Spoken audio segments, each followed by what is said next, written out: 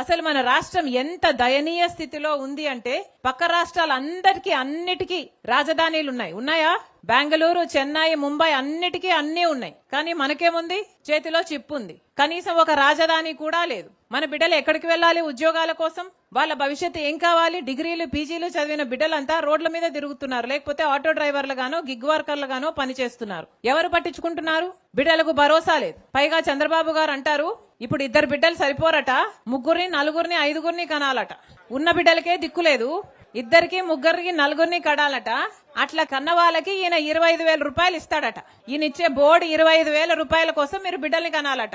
ఇప్పటికే ఆరోగ్యశ్రీకి చంద్రబాబు గారు 3,000 కోట్ల రూపాయలు బకాయిలు పెట్టారు. ఫీజు రీయింబర్స్మెంట్ కు 6,000 కోట్ల రూపాయలు బకాయిలు పెట్టారు. ఇప్పటికే కరెంటు ఛార్జీలు చంద్రబాబు గారు ముఖ్యమంత్రి అయిన తర్వాత ఈ 2 ఏళ్లలో మీ మీద 15,000 కోట్ల రూపాయలు వేశాడు. ఇదంతా సరిపోలేదు, ఇప్పుడు ఈ బిడ్డలు సరిపోరట, మళ్ళీ బిడ్డలను కనాలట, మీకు దానికి 25,000 ఇస్తారట. ఒకసారి ఆలోచన చేసుకోండి, పాలకులు ఎలా ఉన్నారో ఆలోచన చేసుకోండి.